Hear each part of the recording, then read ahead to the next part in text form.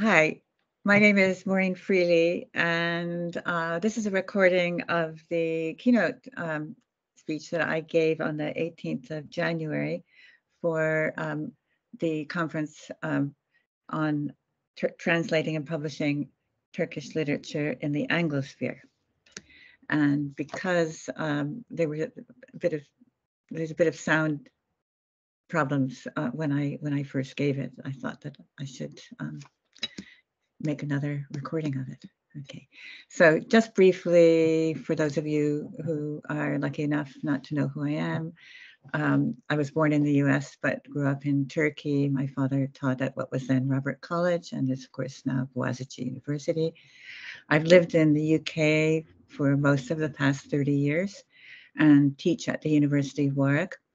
I'm the author of 8 novels, 4 of which take place in Turkey, and the translator of classic 20th century Turkish literature, including 5 works by the Nobel laureate Orhan Pamuk. I'm also the former chair and president of English PEN and Campaign for Writers and Freedom of Expression internationally. But here's what I have to say today about translating and publishing Turkish literature in the Anglosphere. In 1960, my family's first year in Istanbul, we had in our possession just 2 Turkish books in English translation. The first was Bizim Köy, a village in Anatolia by Mahmut Makal, and the second one was İnce Mehmet, Mehmet My Hawk by Yaşar Kemal.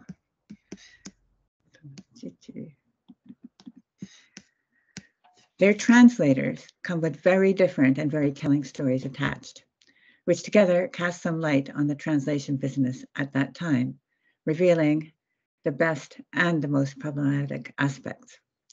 The translator of Mahmut Makal's Bizim Köy was Wyndham Deeds, Sir Wyndham Deeds.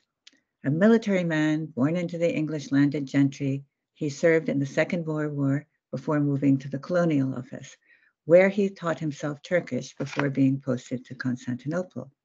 Here he worked closely with the Ottoman Interior Ministry to reform the Ottoman gendarmerie until the start of World War I. He went on to serve in the Gallipoli campaign on the British side.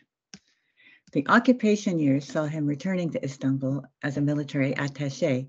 From there, he moved on to the Middle East to help set up the Palestine police force. He was fervently pro-Zionist, although he did also promote a Supreme Muslim Council as a counterweight. On retirement from the military, he could have gone to live in comfort in his family seat, but chose instead to do unpaid social work in one of the poorest areas of London, also serving as a counselor there and pressing for better social services across the board. During World War II, he set up the London Halkevi to foster good Anglo-Turkish relations. He cared a lot about Turkey and a lot about the bane of poverty, so powerfully evoked by Mahmut Makal in an Anatolian village. Even so, the Deeds translation is, with its corrections and intrusions, a textbook's case of imperialist condescension. Edward Roditi's translation of İnce Mehmet is, by contrast, a jewel that has withstood many tests of time. An American surrealist poet, born in Paris to a wealthy and erudite Jewish family, he was educated at Oxford and moved in the same circles as Samuel Beckett and Gertrude Stein. He translated from 6 languages and was an influential writer on the visual arts. From the time of his first visit to Istanbul, where his family had roots, and for most of the rest of his life, he championed the cause of Turkish artists, opening doors for many of them in Paris. It was at a party at Aliye Berger's that the idea of his translating İnce Mehmet was first hatched amongst his friends. Because his Turkish was, by his own admission, patchy, he agreed to it on condition that he could collaborate with his cousin, Tilda Sereno. It wasn't until the day he arrived in Istanbul to begin work that Tilda divulged to him that she was actually Yaşar Kemal's wife. It was, I'm sure, the beauty of the translation Edward and Tilda created together that accounts for the international success that Mehmet My Hawk went on to become. But it was not enough. In English, at least, none of the later books that went into translation received more than cursory notice. That was then. But what a difference a lifetime can make. Today, in my study in Bath, England, where you see me right now, I can look at the shelves around me and see Ferit Ektü, Adalet Ağoğlu, Bilge Karasu, Orhan Kemal, Sevim Burak, Sabiha Sertel, Ahmet Hamdi Tanpınar, Sabahattin Ali, Sait Faik, Suat Derviş, Sevgi Soysal, Tezer Özlü, Sema Kaygısız, Hasan Ali Toptaş, Selçuk Altun, Aslı Erdoğan, Latife Tekin, Perihan Maden, Oya Baydar, Ebru Ojen, Ahmet Altan, Livaneli, Ayşe Kulin, Murat Han Mungan, Oktay Rifat, Orhan Veli, Bejan Matur, and of course, Nazım Hikmet. I can also show you writing in English by Turks of Turkish American heritage, or Turkish heritage. Elif Shafak, Ayşegül Savaş, Elif Batuman. And of course, inevitably, lots and lots and lots of Orhan Pamuk. How to explain what I see before my eyes? I shall leave it to the scholars of Turkish translation and transmission and reception to provide the definitive answer to that question. What I offer here are my personal recollections of this transformation, which was very slow before speeding up over the past 2 decades. I shall pass quickly over the 1970s, except to say that in 1977, when I made my first attempt to place a translation, Yıldırım Bölge Kadınlar Koğuşu, I was told that there was no interest in Turkey and therefore no market. I shall also pass over the 1980s, when this lack of Cold War interest was so great that it was next to impossible even to place a news story about December 12th coup and its aftermath. I should, before moving on, point out that this lack of interest in Turkish politics and culture was far more pronounced in the Anglophone sphere than it was in other parts of the world, and that when the tide began to turn for Turkish writing and translation, it turned in all the major languages of Europe long before it did in English. The writer riding the very first waves in all of these languages is Orhan Pamuk, but it isn't until the very early 1990s, almost a decade after his first being published in Turkish, that we see The White Castle, his third novel, becoming the first of his novels to be published in English translation. Though he and his translator win a prize for The White Castle, and though he has, by the time another decade has passed, seen 3 more of his novels into English, he remains something of a cult author, championed by the literary world's inner circles and not much known beyond them. All this changes with the publication of Snow in 2004, exactly 20 years ago. I do not need to tell this audience that there was much controversy at home around this novel's international success.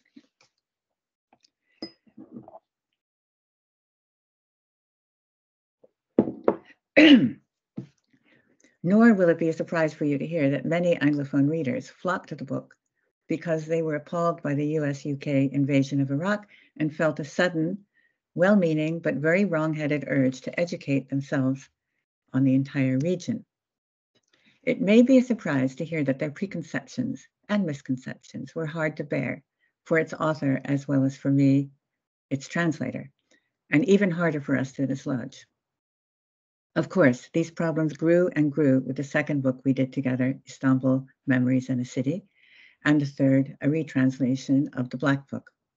With both of these translations appearing in English around the time that Orhan was subjected first to hate campaigns and then prosecution for a statement he made to a Swiss journalist about Anatolia's lost Armenians and Kurds.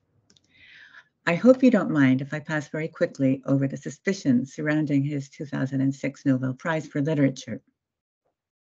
It wasn't just in Turkey that these suspicions had currency. In much press coverage worldwide, the same questions were asked. Because I was in Stockholm for the entirety of the Nobel week, and because while there I spoke to many members of the Swedish Academy about their ways of working, I can assure you that he was awarded the Nobel for literary and not political reasons, and that the Academy's engagement with literary critics inside and outside Turkey was deep and thorough and considered, as it also was with his books, both in Turkish and in translation. I can also add that Orhan refused absolutely to answer any questions about politics at the various Swedish Academy press conferences, even walking out of one when his refusal to talk politics was challenged. I can also say that his acceptance speech was crafted, in part, as his explanation. And finally, I do not need to tell you that there was a huge amount of resentment in Turkish cultural circles about the attention Orhan was getting globally around that time, leaving little room for anyone else. But still, on this side of the divide, I could not help noticing that this huge attention he was receiving then in the so-called West was also very puzzled attention. How could a country like Turkey produce such a sophisticated writer? Are there any others? I was actually asked those questions by very sophisticated literary journalists in this country and in the US. The mid-noughties marked the moment when Elif Shafak made her first inroads, with some novels written first in English and others in Turkish before being translated. So by the end of the decade, the question had changed. Now people were telling me that they knew of 2 Turkish writers, and were there any others? It was hard to find kindness in my heart for such questions, asked in innocence and ignorance. It was my hope that the successes of Orhan and Elif would soon open the doors for others. And so it came to pass, before my very eyes, no less. And if all the while I was asking myself big questions about the landscape that we translators from Turkish into English shared with so many others from the world's other languages, and if I began at the same moment to pose myself difficult questions about translation itself, what it was and wasn't, could and could not be, it was again thanks to Orhan, if only in part. Let me take you then to the autumn of 2008. Orhan has invited me to Columbia, where he is now a member of the faculty. We're on stage in front of an audience of 600. The distinguished professor, who is our chair and the translator of Solzhenitsyn and Nabokov, reminds Orhan of the cocktail party conversation that gave rise to this event. For Orhan had said that questions of translation kept him awake at night. Why was that? Asked our chair, and this was Orhan's reply. The most important thing is that a translation should be perfect. The tragedy is that translators are human. I shall have more to say about that later, about where it went from there. For now, I shall just say that he and his editor and I can all be proud of the Museum of Innocence, our 5th and last collaboration, though there was much sailing through very choppy waters before we got there. And that having reached our destination and almost decided to give up translation for good, I chose to stay largely because I loved the company of other translators so much. By now, I was on the board of the Translators Association, which, under the umbrella of the Society of Authors, had embarked on an ambitious but patchily funded, and sometimes not at all funded, drive to bring more world literature into English. With literature and translation standing at 3% of all literature being published, we believed that Anglophone culture was cutting itself off from all culture outside Fortress English. In our view, this state of affairs was hurting writers as much as readers, confining us all within strictures that were increasingly, and always blindly, market-driven. We wanted to shake things up a bit, bring in ideas and narratives that disrupted the machines of Fortress English. As translators, we wanted to see if we could stretch the logic of English grammar to its outer limits, and also enter into conversation with translation studies, take apart the very definition of translation, understand it as a complex tradition with a complex history.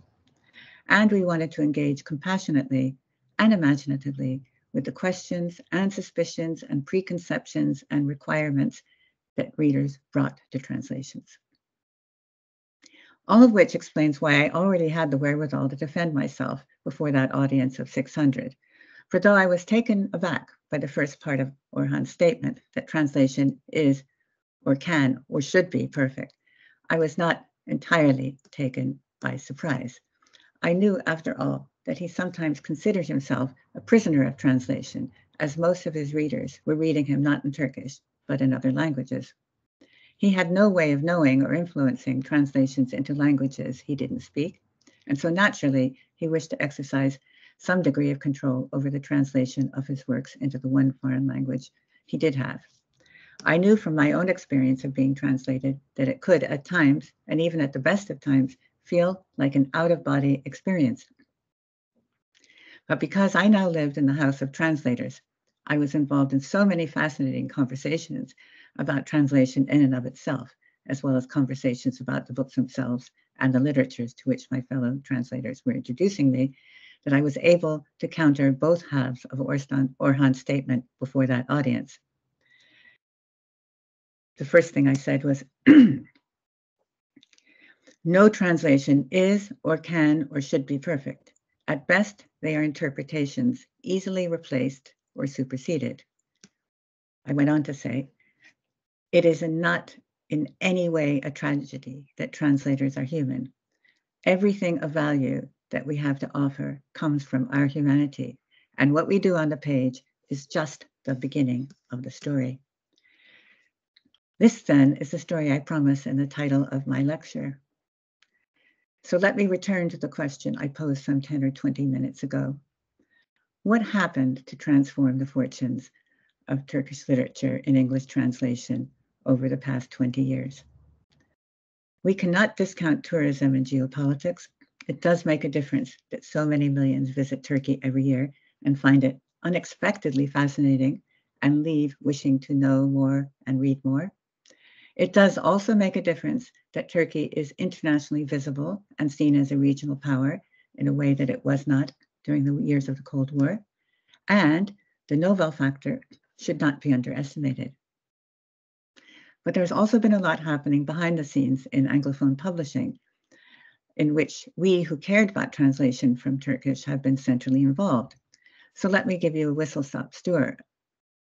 Let me give you a whistle-stop tour of what we translators have been doing, hand in hand with the many like-minded publishers, agents, librarians, scholars, and cultural foundations with whom we make common cause.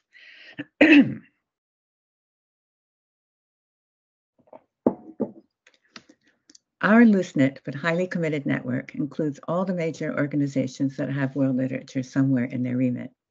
The British Centre for Literary Translation, English PEN, the Translators Association, the Society of Authors, the Arvon Foundation, Literature Across Frontiers, Modern Poetry and Translation, the Poetry and Translation Centre, the British Library, the National Centre for Writing, the British Council, the Open Society, the London Book Fair, the Sigrid Rousing Foundation, the Gulbenkian Foundation, and most significantly, Arts Council England. And our many cousins and counterparts in North America, the most important of which is ALTA, the American Literary Translation Association. From 2007 to 2014 as a board member and later chair of the Translators Association, and from 2014 to 2021 as president and chair of English PEN, I was variously a witness, an enabler, or an active participant in our multifaceted intervention, which also sought to forge national and international links with universities and literature festivals, as well as mainstream and independent publishers of literary translations. And the work continues. Our aim throughout has been to provide support and guidance for translators, publishers, and readers every step of the way. This has led to the creation of summer schools, residential courses, residencies, degree programs, mentorships, and information sharing networks for emerging literary translators. All are implicitly committed to bringing in new literatures and voices. There are 2 gatherings annually, the London Book Fair's Literary Translation Center in the spring and International Translation Day in the autumn, that connect emerging translators to the full translator activist community, as well as established literary translation strands at leading literature festivals such as Hay and Cheltenham and Edinburgh that bring our community into direct conversation with the reading public. English Penn's translation wing, Penn Translates, has funded the translation costs for hundreds of books over the past 2 decades. For a full list, see English Penn World Bookshelf. Because all grants are based on literary merit, the Penn Translates logo has also served as a sort of quality mark. Meanwhile, the Translators Association sponsors 8 translation prizes for work originally written in Arabic, French, German, Hebrew, Italian, Spanish, and Japanese.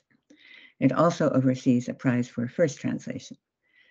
There is additionally the Man Booker International Prize, which with its ample funding and powerful marketing arm has greatly increased the visibility and, from a publishing perspective, viability of literary translation. In the past 7 years, all its winning authors and all but one of its winning books have come from outside Western Europe. The award is shared between the author and the translator. After the South Korean author Han Kang won the 2015 prize for The Vegetarian, its translator, Deborah Smith, used half her prize to set up a publishing house specializing in new work from Asia. That these prizes have together greatly encouraged publishers embarking on the costly, risky business of literary translation is widely acknowledged in the sector, if only anecdotally. How to measure impact scientifically across the sector remains an open question. The publishing world, with its ever more vertical financialization in the mainstream and its ever wider field of small and struggling but prize-dominating independents, is in ever greater flux. Any measurement of review attention across the board must take into account the asymmetries in the industry, as well as the severe and continuing reduction of literary review space overall. What metrics we have in the charity sector are confined to reports to funders that remain necessarily confidential. The same can be said of many publishers' print runs and most literary prize submission lists. The submission list for the Warwick Prize for Women in Translation, started by myself and other colleagues at the University of Warwick, is public. So I can report that we have seen the number of submissions increase from 53 books in 23 languages in 2017 to 153 books in 32 languages in 2023. I can also point to the digital magazine Words Without Borders, since 2003, the largest digital publisher of contemporary world literature, and to the literary journal Asymptote, which over the past 12 years has featured work from 128 countries and 115 languages, and to Penn Transmissions, English Penn's newer online journal of international writing, where writers from across the world can co-create spaces for conversation on their own terms. Finally, as the current chair of the Royal Society for Literature International Fellow Program, now in its 3rd year, and I can attest to the Translator Activist Network's commitment to taking literary translation into the epicenter of our literary establishment. I should also mention that in the summer of 2023, the New York Times Book Review devoted a full issue to the art of literary translation, signaling its growing importance, and that Nielsen Bookscan, the UK industry's data provider, has christened under 35s as Generation TF, TF standing for translated fiction. It is against this backdrop and within these networks that we see the profile of Turkish literature in translation rising over the past 20 years. And again, it is the work of many. Inside Turkey, we see agents who work very hard to sell Turkish literature abroad, and most intensively at the great international book fairs. We see publishers who work with them. We see the scholars who revive classics, the translation study program, such as the one launched by my friend Saliha Paker, the translation summer schools, the festivals, such as the one organized by Kalem that brings agents and publishers to Turkey, the grants that the Turkish Ministry of Culture provides for publishers of Turkish literature and translation across the world, in much the same manner as the Goethe Institute, l'Alliance Française, and the Cervantes Institute do for their own national literatures. In the Anglophone world, we see scholars teaching Turkish literature and translation, often in the context of post-colonial studies. We see ALTA being headed during many of those years by Aron Aji, a Turk from Izmir, now at the University of Iowa. We see Turkey as the guest of honor at the Frankfurt Book Fair in 2007 and Market Focus at the London Book Fair in 2013. And if we look at the online presences that I mentioned earlier, Pen Transmissions, English Pen World Bookshelf, Words Without Borders, Asymptote, we can see how many Turkish writers are taking part in the global conversations that these platforms facilitate. As for the indie publishers that still publish most works of Turkish fiction and poetry in English translation, and that must struggle to find space in bookstores for all of their books, whatever their original language, I can tell you from my own experience how very hard they work to curate new and committed local and international audiences, and how they team up with independent bookstores to host live talks online that are later watched by many more on YouTube in Turkey and North America and beyond. Also, from my own experience, I can tell you how hard scholars of Turkish literature in translation have been working with publishers, as well as translators, to curate broader conversations in Turkey, North America, and now, thanks to this conference, the UK. All this while translators travel back and forth across all those nodes of activity, not just producing translations, but asking what translation is, representing their books to new audiences in new languages, contextualizing for their publishers, putting whole national literatures in context, speaking to students in universities all over the world, trying to open up conversations between literatures in translation, casting a critical eye on what translation, being never perfect and always human, can and cannot yet do, and also, most recently, how to understand translation in an age of increasingly versatile machine translation, which, while so very good with surfaces, is deaf to literature's depths. This does not preclude future kinds of fruitful collaboration, because translation, after all, has always been about collaboration at every step in the story I have been telling you. Let me close then by looking forward to what might come next. First, what I worry about when I look out to the horizon where the cruel marketplace sits. It will, I know, be sweeping all but a handful of the books currently on sale off the shelves very soon to make room for the coming seasons. This applies every bit as much to books originally written in English as it does to books brought into English in translation. And most of all, it applies to those books in my study, whose authors I named at the start of this lecture. They are, almost all of them, out of print or will soon be. But that, I insist, need not be the end of the story.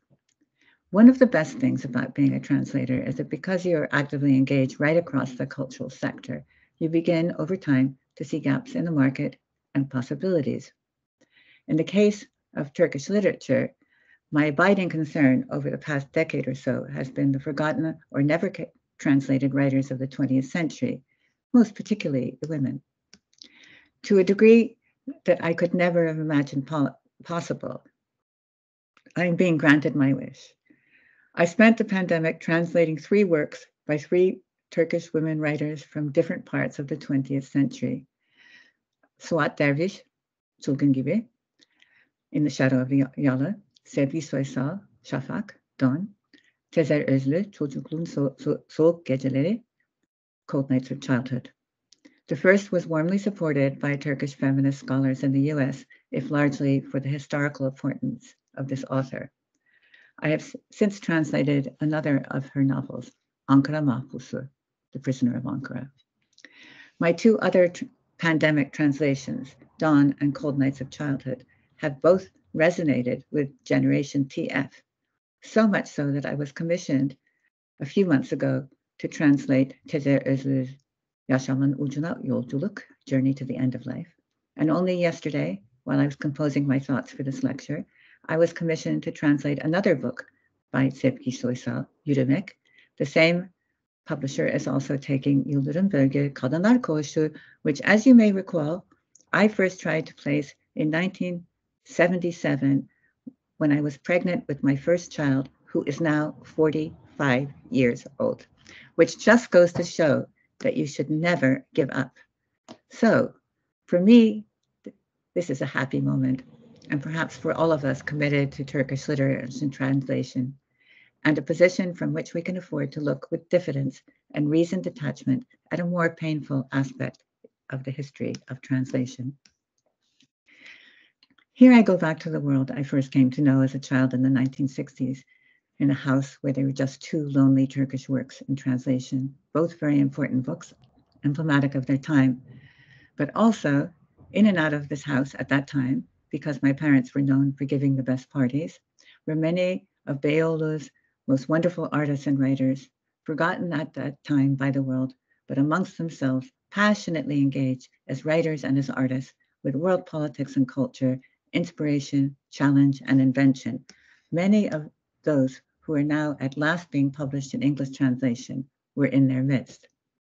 So for me, reading and in some cases translating their works has been opening new windows into my memories of those years when I had not yet learned Turkish, nor was I old enough to have read enough to have followed their conversations, even if I had been fluent in Turkish by that time.